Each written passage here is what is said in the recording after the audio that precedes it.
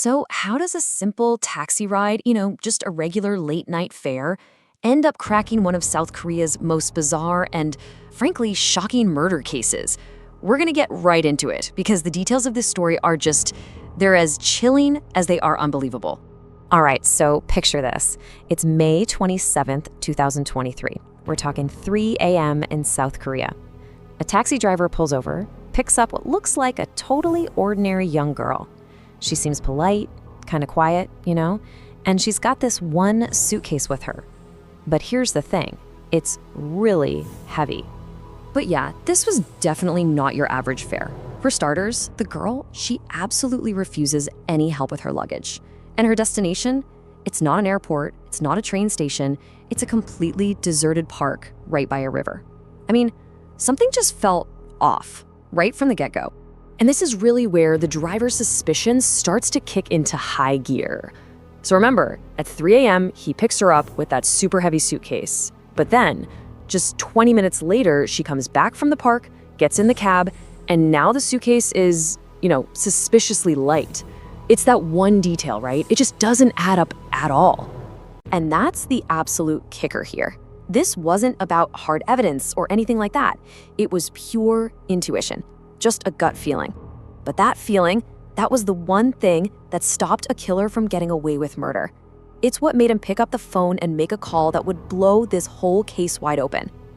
So when the police get to the park, that driver's gut feeling, well, it's confirmed in the most horrific way you can imagine. They find the dismembered remains of a young woman, a tutor named Hannah. Now the killer, her name is Jung Yoo-jung, she's 23. But when you see the CCTV footage, it's a total mind bender. You see this girl, she's literally skipping, she's got this cute little bob haircut, she looks completely carefree. I mean, she looks like a sweet high school kid, not someone dragging around human remains in a suitcase. Yeah, that childlike image just completely falls apart when you look at the cold, calculated reality of what she did. This was all meticulously planned. I mean, she disguised herself as a middle school student to lure her victim, Hannah, through a tutoring app. And the brutality of it, it's just shocking. Over 20 stab wounds. Then she dismembered the body and even stole and wore her victim's jacket. It's just beyond chilling. So, of course, when the police finally confront her, Jung Yoo-jung just starts spinning this insane web of lies. First, she's like, oh, it was my baby, I had a psychotic break and killed it. When they debunk that, her story changes, okay, I was just hired to get rid of the body to steal her identity. And then, story number 3, we got into a fight and I killed her in self-defense. I mean, each story was just another calculated attempt to manipulate everyone. So all of this begs the question, right? Who is Jung Yoo-jung really? The investigation starts to shift away from just the crime itself and digs into her past. And what they find is a life of just profound and really unsettling isolation. Get this, her classmates, when they were asked about her, they all used the same word, invisible. They said she was like a ghost in the hallways, never spoke, never smiled, never acknowledged anyone. She would literally sit alone behind the classroom curtains, and this wasn't a case of bullying. Her isolation was her own choice. She just completely opted out of social life. And you'd think that's extreme, but after she graduated, that isolation just intensified. I mean, her last real tie to the outside world was severed. So for 5 years, she became a total recluse. She told her grandfather she was studying for a big exam, but really, she was just locked in her room, completely disconnected from the world.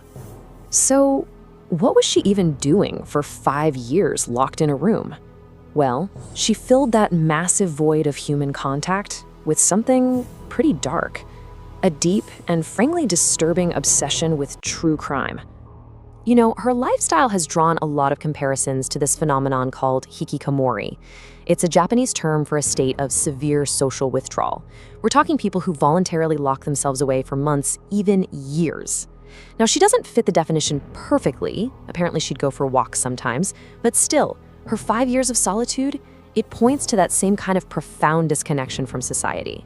And this is what her world shrank to, just her room and her screens. That's it. No friends, no social media, no phone calls with family. Her entire reality was just a constant diet of true crime shows, dark thriller movies like one called Helpless, and, well, really chilling Google searches, like how to hide a corpse. And this really highlights a critical difference, right? When most of us watch true crime, we're trying to understand the justice system, maybe learn about warning signs, feel a little safer. But for Jung Yoo-jung, it was a totally different kind of education. She wasn't watching for prevention. She was fixated on the killers. She was studying their methods, using their stories as inspiration, not as a cautionary tale. So, okay, once she finally confesses, the big question becomes, why? The search for a real motive begins, but honestly, the truth is still really elusive. There are all these different theories floating around, but very few clear answers. So, what did she say? Her stated reason was just curiosity. She said, I just wanted to experience murder. I just wanted to know what it feels like. But, criminal psychologists, they are not buying it, not for a second. They think this shocking confession is probably just another manipulation, another lie to hide a much deeper, more personal motive. So the experts have kind of laid out a few competing theories. First, you've got curiosity, which is what she claimed. Then there's the idea of identity theft, which could have been inspired by that movie she was obsessed with. But then there's a third one, and it's a strong one: jealousy. Remember, her victim, Hannah, was a successful, accomplished English tutor. Basically, she had the life Jung Yoo-jung couldn't have. And then there's this, another piece of the puzzle. They gave her a psychopathy test. Now, to put this in perspective, an average person, you or me, we'd score around a 5 or 6. The clinical threshold for being a psychopath? That's a score of 25. Jung Yoo-jung scored a 28. That's higher than the infamous serial killer John Wayne Gacy. A score like that, it points to a profound lack of empathy, a chilling talent for manipulation, and a really terrifying potential for violence. And this might be the most chilling part of all. Experts are 100% certain about this. If that taxi driver had just ignored his gut feeling, this would not have been a one-time thing. Hannah was almost certainly just the first victim of a brand new serial killer. Which really just leaves us with this one final, unsettling question to think about. When it comes to cases like this, what's actually more terrifying? Knowing a killer's motive, no matter how twisted it is, or having to accept that sometimes there might not be a reason at all?